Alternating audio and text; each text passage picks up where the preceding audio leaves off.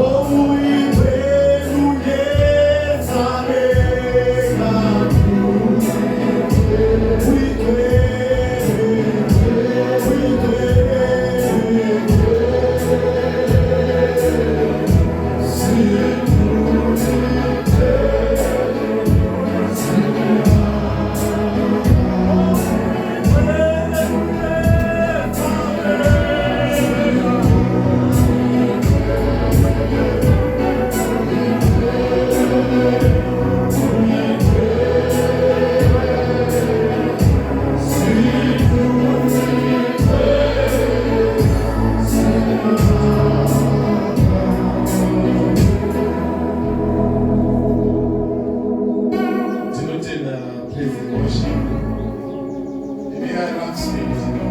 Ngicela ukuthi izinto ezincane zifa on my left. Njalo okukhulu ngicela kubasiza bangahambi ngama-steps bangathi kulama-lifts ibavulele nxa befuna ukwehla besiya phansi. Ziphansi far on my left, that side. Izinto ezincane. Siyabonga bandla. Sinotenda sikhulu.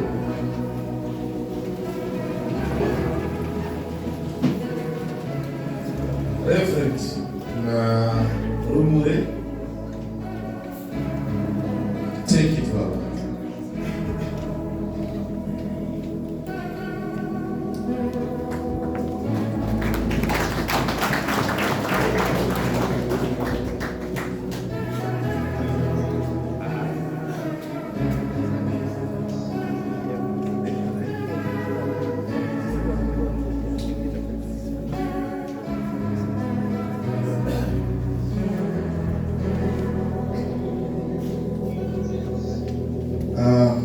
Regaiti kwasani vana baba nevakomana muzita nemuropa ramambo Jesu. Amen. Ndinoda kutenda Mwari manheru anaye. Tanda kuti tifinyelelane ngegama lomfelo wethu Jesu Kristu. Mfuna ukubonga uNkulunkulu namhlanje ntambama nokuti pamukana wakadai kuti sangane tiri ana baba nevakomana nokusinikeza ixesha elinje ukuthi sihlangane njengabobaba nabantu. Nditendereyo ndiremekedze bishop vedu nemaoverseer vari pakati pedu.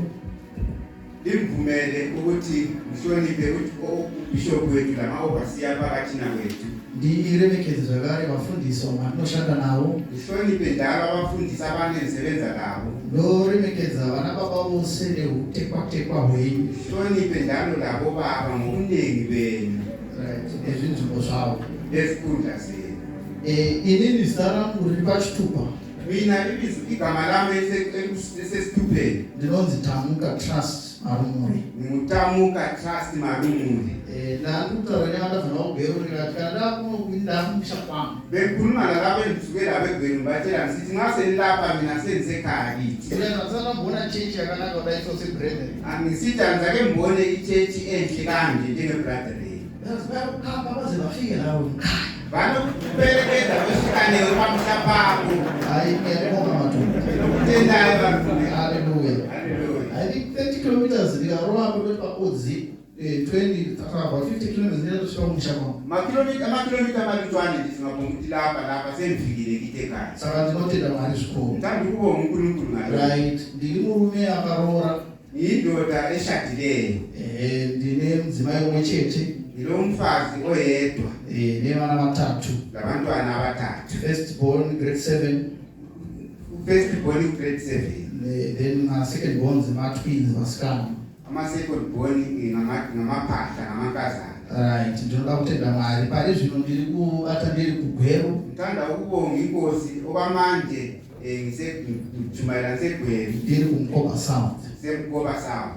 Right, handiri kutambisa nguva yenyu nekuti vana baba vachapisa muchango. Amfuni ukuchitha isikhathi ngoba lapha mbone ngani kuzafudumala kancane. Hallelujah. Hallelujah. Titore mabhaibheri edu tovhura kuna Mark chapter 5. Ndacela sithatha amabhayibhili ethu sivule kuMark chapter 5. Toverenga from verse 1 to verse 20. Sibale kusukela kwivesi lokuqala kufike sicina kuverse 20. Kana une bhaibheri rako kana vasvika ipapo unoti amen handiti. Awune bhayibhili lakho sibalile usifikile khonapho uthi amen. Ndiye Jesu zoshambisa, ndiye mambo wekudenga, tofuka mangwari mutuni zindimari. Jesu zoshambisa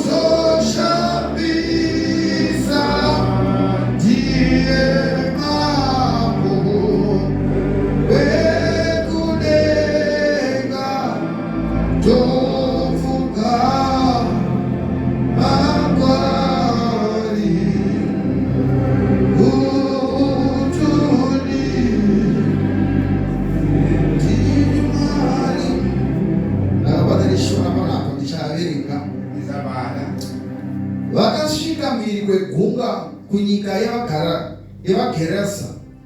Zvino vakati vabuda mugwa, pakarepo akasangana nomunhu waiva nemweya yetsvina achibva kumarinda, uyo waigara marinda. Kwakanga kusina munhu akanga achagona kumusunga kunyange neketani, nokuti kazhinji waisungwa nezvisungo zvamakumbo namaketani, asi waidambura maketani nokudashura zvisungo. Kwakanga kusina munhu waigona kumunyorovesa. Nguva dzose usiku namasikati waigara marinda nomumakomo achidanidzira achizvicheka namabwe.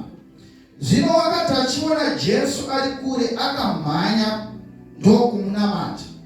Akadanidzira nenzwi guru akati, ndine mhaka yeiko nemi Jesu, mwanakomana waMwari wokumusoro-soro? Ndinokupikirai naMwari kuti murege kunditambudza. Nokuti wakati kwaari, buda pamunhu, iwe mweya wetsvina. Akamubvunza akati, zita rako ndianiko? Akati kwaari, Legion. Ndiro zita rangu, nokuti tiri vazhinji. Akakumbira zvikuru kwaari kuti arege kuidzinga panyika iyo. Zvino kwanga kuripo pagomo boka guru renguruve dzakanga dzichifura. Ikakumbira zvikuru kwaari ichiti, titumirei nguruve nokuti tinopinda madziri. Akaitendera, mweya yetsvina ikabuda ikapinda munguruve. Boka rikamhanyira kumawera kugungwa dzinenge dzaiva zviuru zviviri, dzikafira mugungwa.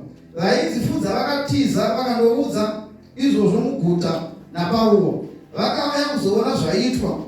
Vakauya kuna Jesu, vakaona vakanga ane mweya yakaipa agere apfeka ari munhu kwaye. Iye waiva neRegioni, vakatya. Vaya vakanga vazviona vakarondedzera zvakaitirwa iye wakanga ane mweya yakaipa nenguruvewo. Vakataka kukumbira zvikuru kwaari kuti abve munyika yavo. Zvino vakati achipinda mugwa, iye waiva nemweya yakaipa akakumbira zvikuru kwaari kuti agare naye, asi haana kumutendera. Asi wakati kwaari, enda kumba kwako, kuhama dzako, uvabudze zvinhu zvikuru zvawaitirwa naShe nepawakaitirwa ngoni napo. Akaenda akatanga kuparidza munyika yeDhekapori zvinhu zvikuru zvaakaitirwa naJesu, vakashamiswa vose. Mwari akomborere kuverengwa kweshoko rake. Let's pray. My Father and my God, as I stand upon this altar, nenzvimbo ino yenyazura, I decree and I declare, I arrest all powers of darkness. Ndinoiadresa mwese nzvimbo kuti haina simba, even as we minister this word. Nekuti Paulo anoti, I did not come to you with the persuasive words, nor eloquent of the speech, but with the demonstration of the Spirit and power. We thank you that your word is going to come alive even today. In Jesus' name, I bring down all satanic powers and their structures. I take charge as I minister the word. In Jesus' name. Thank you, Father, for that grace. In Jesus' name we pray. Amen and amen. Right, mudza padhuze newe kuti muchinda uyu une nyaya. Yasomutarisa kuti muchinda uyu une nyaya. Right, musoro wenyaya watinawo manheru anaya ndeunoti Jesus the rescuer. Jesus is the rescuer. Jesu ndiye mudzikinuri kana musununguri. Jesu muye okhululayo. Ndima ndaverengesa panapa iyi, indima leyo niyifundileyo lapha, indima yakajairika, indima ejayirekileyo kakhulu. Makaiverenga vamwe venyu munoiziva. Livani lavanye venyu liyayazi. Vamwe vanoitsanangura vachiti iyo Mark chapter 5 is a home of the incurables. Abanye vayichasisa lo chapter 5 verse 6. Imba yezvinhu zvisingagonekeki. Yindlu yezinto ezingakwanisekile. Nekuti iyo ukaiverenga yese chapter 5. Ungambala chapter 5 wonke. Uchaona kuti inotanga nemuchinda wava nemadhimoni. Usananzelela ukuthi qala ngalondodo lamadhimoni. Yozoita mai vairwara. Bese kubuya umama owayegula. Yozoita mwana akafa. Bese kusithi lo mntwana owabhubha. So the text is sitting in the midst of hopeless situations. indaba le ihlezi phezu kodaba olungela hope. And those zakaita kuupenyu kuti pane pamwe pekuti unoyasoona kuti ya ndiri kurarama pane vamwe asi tarirwa ndisina. Yikho le mpilo injalo uyabona ukuthi kwesinye isikhathi uyaphila phakathi kwabantu kodwa akungasela hope. And iyo nyaya yacho haitangiri apo chapter 5. Indaba le ayiqali khonapha ku chapter 5. Inotangira kumashure. Iqalisa emuva. Jesu anoti let's go to the other side. uJesu uthi asahambe ngaphetsheya. But anoti let's go to the other side. Kodwa lapho esithi asahambe ngaphetsheya Pane mhepo yakasimuka. kulo moya owasukumayo. Kazi paduze kuti mhepo dzinosimuka wena. Khuluma nomuntu omoya yasukuma isitepe. Chinoona kuti roba badadacho kana chinonityisa. Into engethusayo kakhulu. Mhepo yakasimuka Jesu ariko. Isiphepho sasukuma uJesu ekhona. Nani wewe wana baba? Liyangizwa yini baba? Mhepo yakasimuka Jesu ariko. Isiphepho sasukuma uJesu ekhona. Aine vadzidzi vake vatingati ma-seasoned fishermen. Abafundi bakhe sasingababalisa sithi ngama-seasoned Vandinoda kufunga ini baba palevel yangu kuti vaiva nezvitupa ekayeleni ukuthi mina ngelevu yami babe lezitupa zvekuti vaiziva kuti no vakomana kuraura takaguraura. babekwazi ukuthi hayi ukuthiya sake sathiya Type yemhepo yasimuka kodwa ini. lesi siphepo esisukume kathesi We are not able to save ourselves from this situation. ukuthi sikuseva. That is why the Bible says, "Hansi Jesu anga akalata." Yikho iBhayibheli sithi uJesu wayelele. Vakati asakuna hanya nesoration. Wathi kanti Jesu wawunamsebenzi lathi yini mfo? Paakamuka. uJesu evuka. Kana munhu ari munashe. Nxa umuntu ekuJesu Kana ari baba ana Jesu awuvuma awuvuki. onoJesu. Even mhepo dzikasimuka awuvuki. Iziphepho zingasukuma awethuki.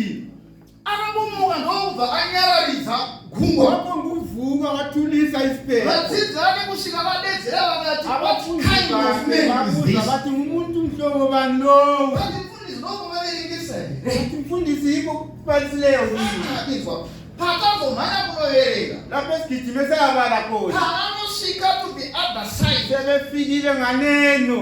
Vakanogamuchirwa nomuchinda waiva nemamhepo. Bafika bahlangana lendoda le yayilamadimoni. Havana kugamuchirwa netimu reprotocol. Abamukelwanga yitimu Vanogamuchirwa nemuchinda waiva nemamhepo. bemukelwa indoda yayilamadimoni. Pane nyaya. Kule ndaba lapha. Pane nyaya. Kule ndaba lapha. Ndiri kuyiona pane nyaya bani. Ngayizwa le ndaba ukuthi khona lapha. Asana makateerera. Uma kade lilalele. Zvino wakati achibuda muchikepe Jesu. Wathi ephuma esikepeni uJesu. Ndokusangana nemunhu waiva nenyaya. Wahlangana nomuntu Vaiva wayelamadimoni. nemetsvina. Wayelamadimoni moya emibi. Now, chinonyanya ndirwadza ndeichi. Into enzisa ubuhlungu nansi. Kuti passage iri kutanga nedescription yemunhu wakabatwa nemamhepo. Isahluko siqala ngedescription yomuntu wayelamadimoni. The devil is the master to this man. Uthi umoya omubi moya wemkhokhela lo muntu. And I love Jesus Ngithanda uJesu. because anoda vanhu at a personal level. Ngoba uthanda abantu ku-personal level. Because paakayamuka achienda ikoko, Lapho akusukela khona esiya khonapho. akachitevera a man who is trapped. Wayelandela umuntu owayefile. Owayebanjiwe. Tiri kuona mana kuti mchinda akanga batwa nemenchi. Kubona ukuthi undoda lo wayebanjwe ngamadimoni.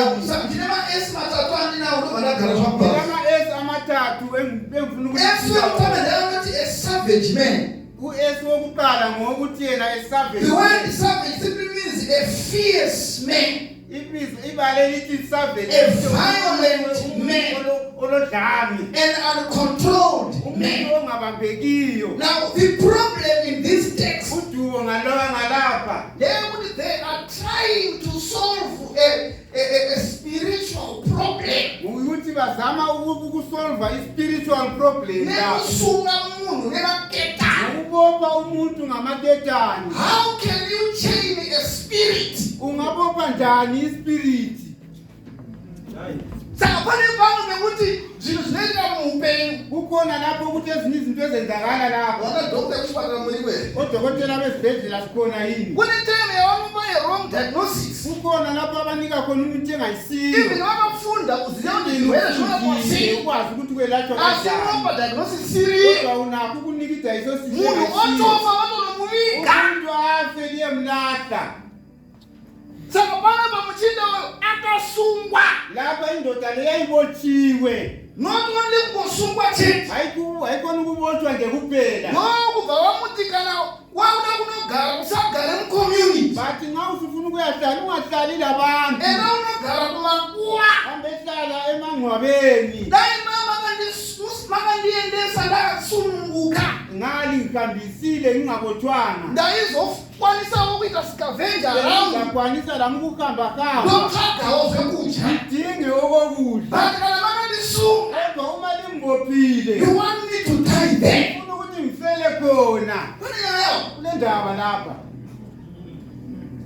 Saka kunokuthi uone. Ngifuna ukuthi unanzelele How can you change a spirit? ukuthi ungabopha njani uspirit. And when the time for it, when we step into the text, Sedlulela phambili. this man is now homeless. Umuntu lowu Asina kwekugara. kasela ndawo yokuhlala. But mawunozoverenga kumberi Kodwa ukubakaleyo. ungabala phambili lapho esibale khona. Kune time ya Jesu yathi enda unogara neshamwari zakho. Kukhona lapho uJesu wathi khona hamba ehlala nabangani bakho. Now if you have friends, Nxa ulabangani how did you end up homeless when you have friends? ungela ndawo yokuhlala wena ulabangani. There are people who only love you when things are alright. Kulabantu abakuthandayo uma izinto zirayi. Ungabona zikusondela so hayi asifuni wena. Abana bathi kuthela abasifuna wewe. Zifuna izinto unazo wena. Abazini zawinazo wewe.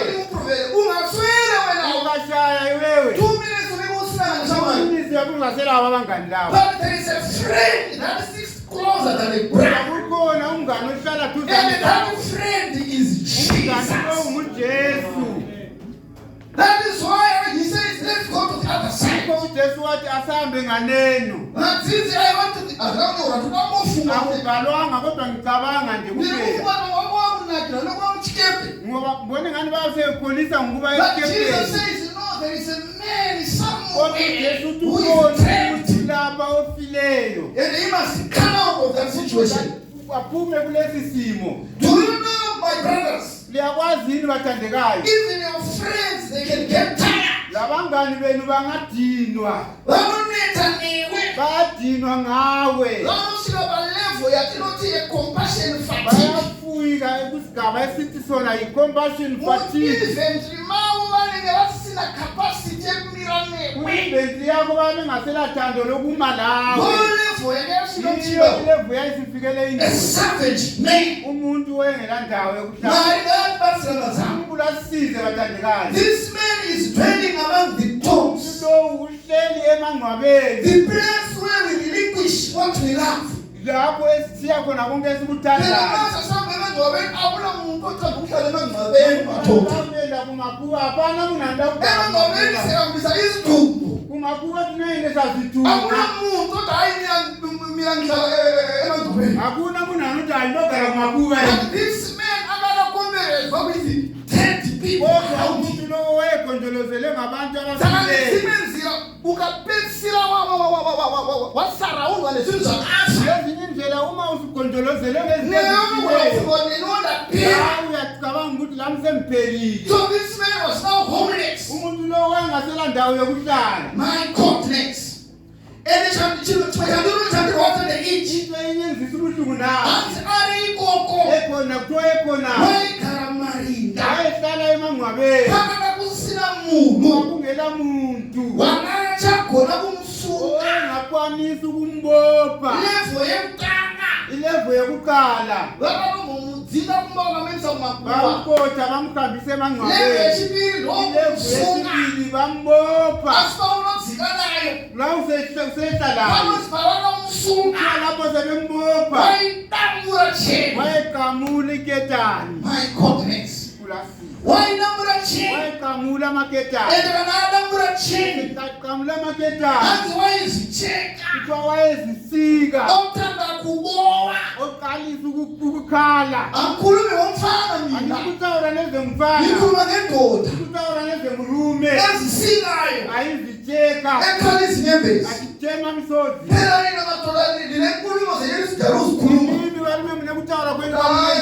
indoda ifela ngaphakathi murume anopira mukati ayifani mega phakathi inandisikafanele indoda mina kurikufera pakati kondiyana kati murume afani uchema mbano ati ndoda kufuzanyikati osaka tiri kuziurayeni kuti amabhibi iko sizibulala but tinoti muone kuti this man kodwa mfuna ukuthi nibone ukuthi ari nendoda kutambudzika uyadubeka oh my god ari kurwadziwa ubuhlungu and ari ega njalo uyedwa azwa kuti kazhinji kodwa abanengi waiti kana asungwa nezuko ngayesebotshwa zvakakubara maketani inyawo waidambura wayekamula kana adambura esekamulile waitanga kubva atanga kuchema wayeqalisa kubukala panga kusina munhu kwakungelala muntu waigona kuti amubatsire wenelisa ukuthi amsize his friends vakaneta naye abangani bakhe badinwa ngaye shamwari dzake dzakaneta naye abangani bakhe badinwa ngaye vanhu vakamuyisa kunzvimbo inowanikwa zvakafa abantu bamuhambisa endaweni ekutholakala into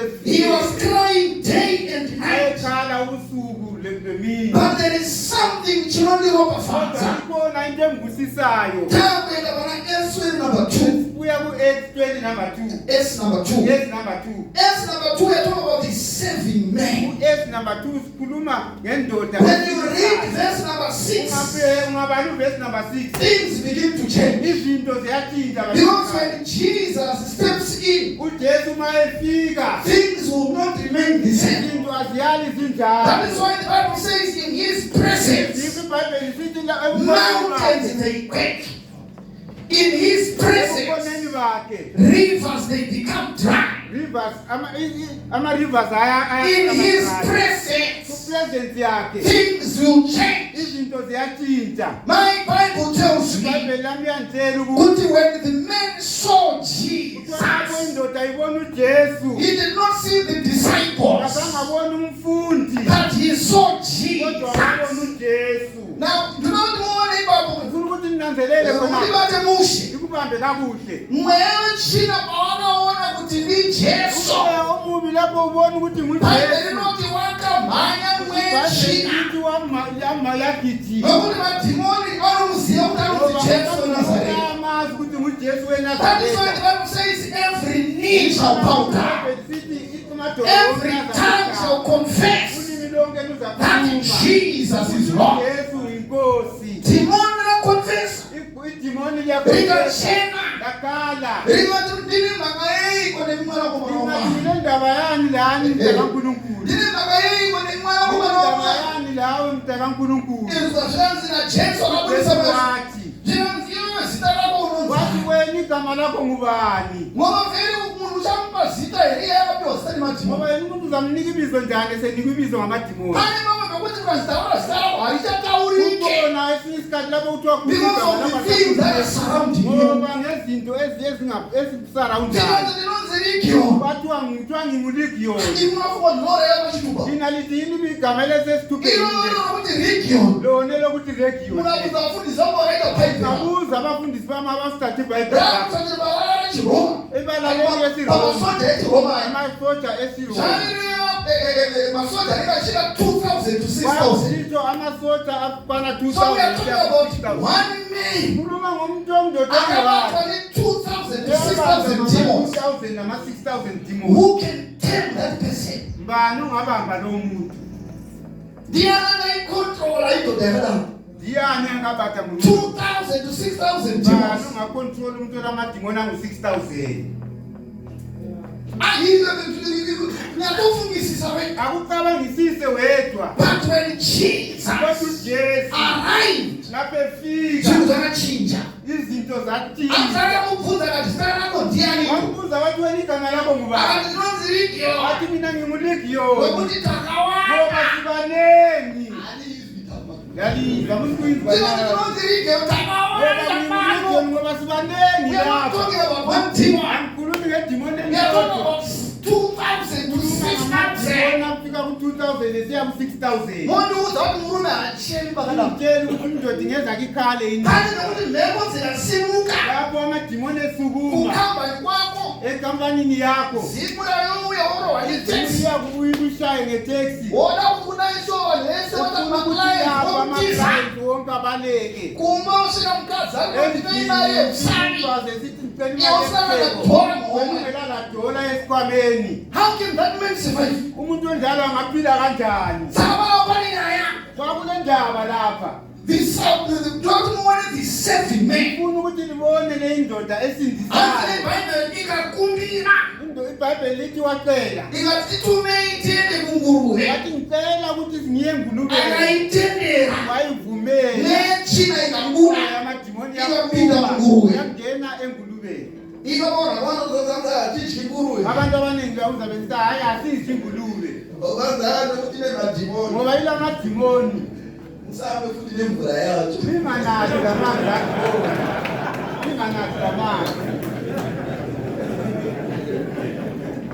Basani bobaniya. Kodwa isiko lapho kule ndaba yami khona. There is no one tonight Sakho omunye who is beyond the compassionate touch of the master. ongedlula ukubamba komkobama. The man was trapped, Undoda leyayibotshiwe. crying day and night. Kala ubusuku lemini. I know I'm talking to another man here. Ngiyakwazi ukuthi ngikhuluma lenye You indoda might lapha. act as if you are strong. Wayenza njengathi uqinile. It reminds me of Nana. Buza ngoNamani. One time the Bible says they saluted him babemsaluta because of an army general. ngoba ngesikhundla But sakhe. inside there were wounds. Ngaphansi phakathi There's kwabo a booming ezilonda. currency. Ngayibuda ropa. But there is a compassionate master. Kodwa ukhona umsizi. What I love about Jesus, Esithanda ngoJesu. kafanani naye mu Reverend Marumo. Akafanani la mu Reverend Ngoba Marumo. nazi ngabuyela Ngoba ngiyathola. zikakuwane zikakusikila unothi ngibikani. Mara kubatsile. uNkulunkulu akusize.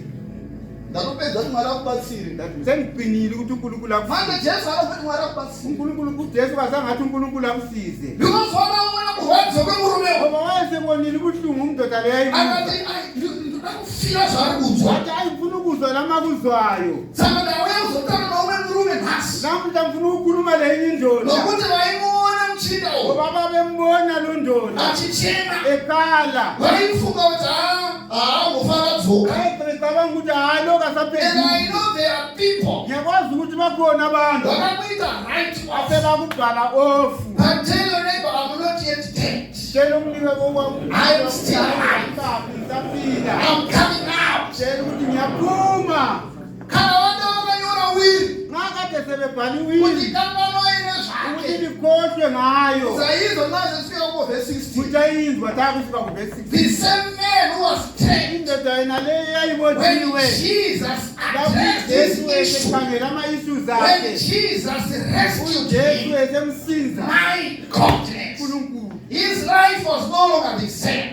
Impilo yakhe kayisazange ifane. We have a saving man tonight Umuntu osindisayo namuhla. who is Jesus Christ. Yesu Kristu. He will never leave you nor forsake you. Siye sinjalo. He is able to deliver you from that oppression. Ndisa ukubotshwa kwethu konke. He is able to deliver you. Uyakhona ukusisindisa. Kunethi kukuchemeza. Konoko kukukhalisayo. Wamwe nakarasikiwa nematenda. Abanye lalahlekelwa Wamwe ngamatenda. nakarasikiwa nekalabeni Abanye akazeni. lalahlekelwa ngabantwabenu. It's only Jesus Yesu kuphela who akakushikirira. ongakusiza. Now chilondera mafadza neichi manje. Akusisayo nansi manje. Paulo zonosvika mavhesi Lapho ateitira. kufika khona kuvesi. Akaitendera mwechina ikabuda. Wayivumela imoya Inopinda munguruwe. yangena Boka emkhulu. ikabhaika kumawere kugungwa. Dzinenge dzaiva zvikuru zviri dzikafira mugungwa.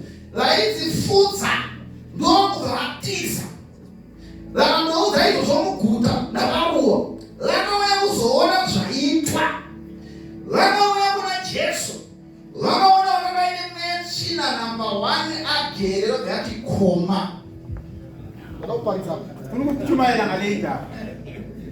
Bhaibheri rinoti iBhayibheli lithi mwechina payakadzikwa imoya emibi lapho yaqothwa khona ikaenda kunguruwe. yangena phakathi kwengulube. Dzikabhaya dzikaenda kugoma. Zagijima Dzakauya mvura. zangenisa emanzini. Hanzi vaidzifudza. Kuthiwa babezelusile. Vakatiza. Babaleka.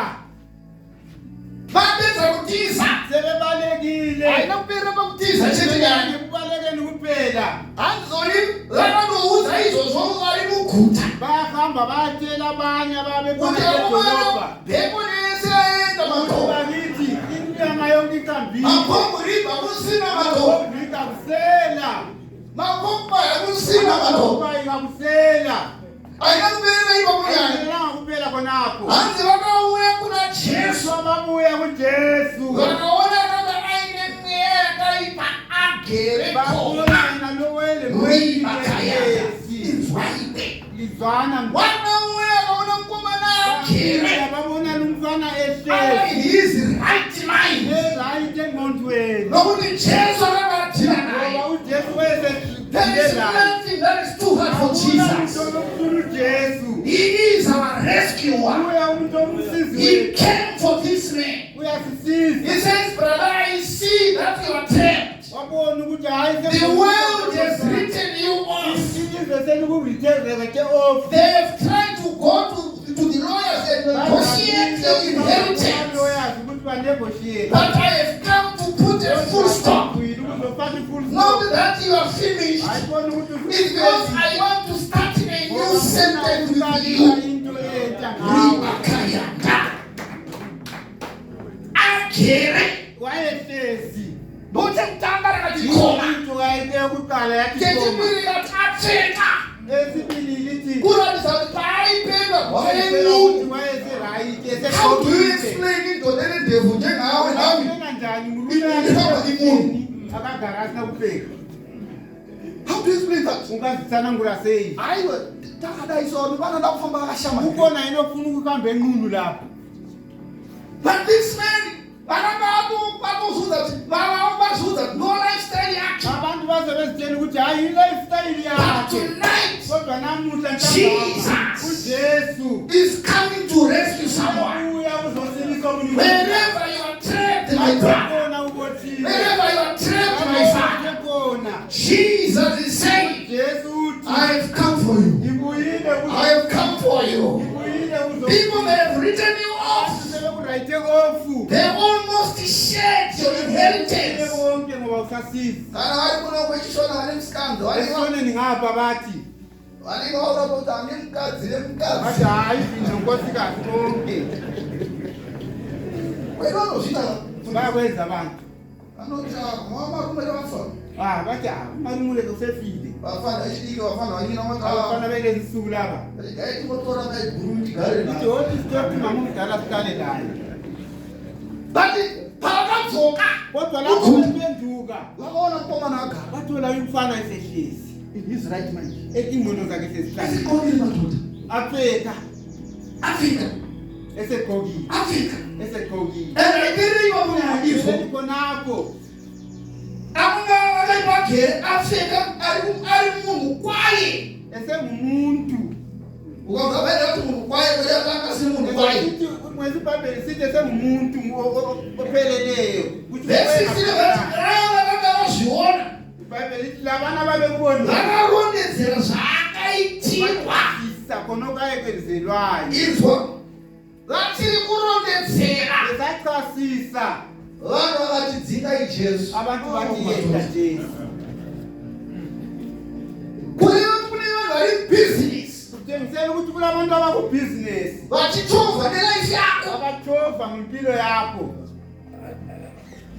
wakatarisa Uyangikhangela uri kuchovha ndima yevamwe ukuthova indima yabanye. vamwe vachiita mari Abanye besenza imali asiye usana senti wena ungela lutho. munogumukei Licatshulwa nekusunungurwa kwangu ngokusizwa kwami. nokuti vanhu vese vakagumuka Ngoba abantu bonke babedala. tikanzi Jesu buda muno Ngathi Jesu phuma lapha. wakuda kutishayisa pheko Wawuda usufuna ukungiphulisa amademoni phuma lapha. into zvinoita vanhu Yiko okwenza abantu. mwari achida kuvadzikinura uNkulunkulu efuna ukubasiza. vanenge vachiresista Babengafuni. kodwa andoreqinisela ungakhala Hayi murume shingirira usachema. Jesu achiti I'm ready to rescue you uJesu esithi ngikhona ukukusiza. wada kuisa chirungu chako hazvishandi Uzakufaka isikhiwa sakho akusebenzi. chinoshanda kuvhura mwoyo wako Okusebenzayo kuvula watendera ite something pane nyaya kule ndaba lapha. mwari ngatibatsire manero nayo Kulasize namhlanje ntambama. Yesu wangu wekupedzesera uYesu wami wokugcina. ndekuti there was a salvation miracle kulesimangaliso sensindisi Ungazoyilinga nyecho chitsika. ungayibala indaba lisehla Rakataka kukumbira zvikuru kwavari. twabaqala ukukela kakhulu Kuti ave munyika yavo. ukuthi asuke endaweni yabo Zvino vakati achipinda mugwa. twabathi engena esikepeni Asi iye waiva nemweya yakaipa. yena wena amadimoni Akakumbira. wacela Kuti ndingaya ngaphi Nkosi. saenda kuphi Sekuhamba lawo. koyikumbira kuyenda newe Ngoba wena uthakusuka unjengiselona ukuhamba lawo. ukuthi yimi rulo rwamandiradza ndokumbira kuyenda newe Unokwenda nini? cela ukuhamba lawo Izabujeza mtulisi. lalela uzulu Jesu thini Ndizokera kumakwenu. wathi buyela ngakini Phela sibuya kuzohlala lapho madosi siyabuyela ngani. athina kuya kuzodala bani tikudzokera kumba Awufuna ukuzokera nini? Lokusiyana. awusula kudzokera nesiya tikudzokera Lokusiyana. iwumehluko Lokusiyana. iwumehluko lowo Izwa ngaka kunopeza izwa. sengiqeda lalela My lapho goodness izwa. lalela lapho Njengathi asihana kumthendera. kodwa kuthiwa kamvumelanga Asakwaingena kumba kwakho. wathi yena hamba ngakini Enda kumba kwani? hamba ngakini Enda kumba kwani? hamba ngakini Wende kumba kwa bishop. wayibona endlini Wende kabhishop kumba kwa marumu. wayibona komarumule Enda kumba kodwa kwakho. hamba ngakini Nezo lakusaya kwakaita here. ngalokho esikutshiye kuyikho khona Phela lezi chishinga so hlakuzaka amana kanti ngathi. sizibhilisa kodwa sinanzelela ukuthi Manje kuzinomira mushi. kulezinto ezingamanga kuhle Izwa. Izwa. lalela lapha Enda kumba kwakho. hamba Nababa. ngakini Enda kuhamba zakho. hamba kwezithotheni zakho Ndiwo wena ndawo bakundisuka bakandiendesa. yibo kwalawa bangibophayo Ini bangihambisa kuzifakireko. thina bese sithi mbuyele kibo Ivangeli kuhlongwa nje. vangeli nozwaza kalikani Uyela ngakini. dokela kumba kwenyu Ngitho wena uyela ngakini. wewe dokela kumba kwenyu Izwa. lalela lapha Uwabuze zvinhu zvikuru zvawakaitirwa naShe. ubatshele okukhulu inkosi ekwenzele khona Saka ndiri kuti kudii ndichipeta. namhlanje Jesus calmed this man.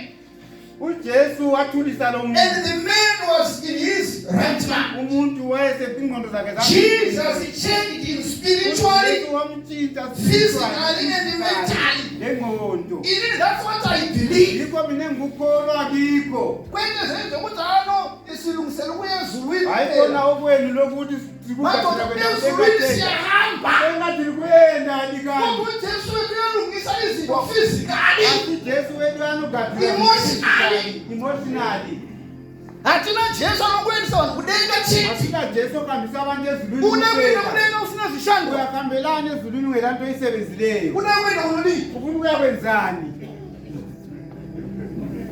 Unodii? ufuna ukuyakwenzani Jesus able to change you spiritually, physically, and jesu mentally. uyakwanisa ukukutshintsha physically and spiritual The miracle is here. isimanga silapha The man was committed. umuntu indoda leyayizimisele Because the people of that region were afraid of Jesus. abantu abandaweni leyo And they were angry at him. babamzondela ujesu But this man says, Jesus, indoda leyo yathi I want to go where you are. ufuna ukuhamba Pamuri Jesu, ngoba ndinawo with him. ukuthi nami ngibe khonapho He was now committed. wayesezimisele Mwari ngatibatsire. unkulunkulu asize He was also commissioned. wayezimisele Jesus says, do not come with me, brother. wathi ungangilandeli But enda kumba kwenyu. hamba ngakini Kune hama zenyu. lapho kulezihlobo Unotaura nawo. uyekhuluma nawo Saka ndiri kuti kudibanirwa naye. ini namhlanje ntambama People might argue abantu bangakhuluma with issues of doctrine, ngezinto zedoctrine but they cannot refute the testimony in your life. ngezake bale itestimony esempilweni yakho Nothing is more powerful than a testimony of a changed life. I'm sure when he was going back home, ngiyathemba ukuthi lapho esebuyela ngakhaya abanye they were afraid. bamwe bayitotha ukuthi madoda abantu abethu bazalinyazwa lapho wathi hayi ningazihluphi ngigqokile ingqondo zami sezikwanile ingqondo zami seziphelele Amen. Amen. amen Do you need his touch tonight? namhlanje sifuna ukuba Are you trapped in situations? ubotshiwe yini kuma-situation Jesus is the only one to set you free. yedwa ongakusilisa I know I'm talking to a man tonight. ayikwazi ngikhuluma le ndoda You namhlanje say, Pastor, abathi wona phasi ndingakanisa age yangu ngingakhangeli nezvinhu zvandinacho izinto engilazo hazviswende. akukambelani I only need the master's touch. funa ukuthintwa nguJesu It's only Jesus nguJesu who kuphela can rescue us. ongakusilisa Jesus rescued this man. uJesu wasilisa lo And muntu then akasunungurwa. wathi yena He esesilisiwe was no longer the same. wayengasafani Nebantu bobathi bawakasungwa. ngaphi lapho ubothwe khona Wasungwa baphi? ubothwe ngaphi Tozi mawarasunungure. uJesu uyakusilisa Unaza kune zimwe nyaya zinonetsa. kulezinye indaba ezihluphayo Ndayitana wangu wande limwe zuwa so. ngangikhuluma labanye ngelinye lamalanga Akathi mfundisi. bathi hayi mfundisi Zwimo yababa ayizingosimuka. ukuthi hayi indawo le kayiphakami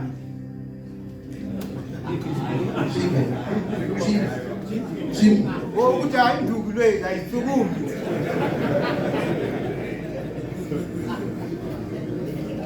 Tombo dano mwaracha kwasira.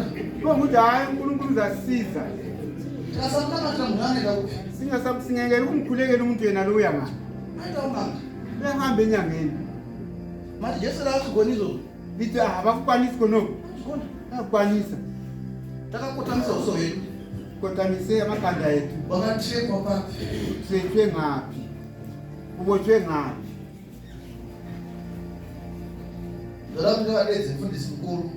funa ukuthi mbize umfundisi omkhulu Kana ulipo unothi nxa ukhona uthi yena inini ndino wakafana na Gideon.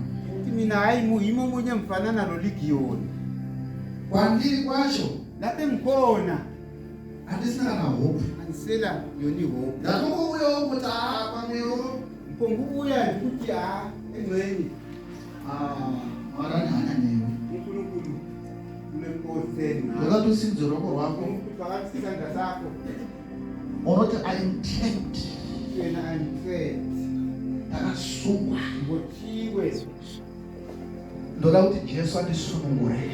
Yesu wami Ndola simzama ukwakuthi pabuli papo.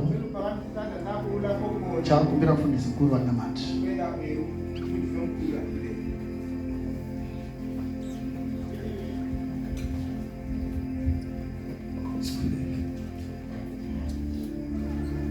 uyinkosi yamakhosi ungumnikazi wempilo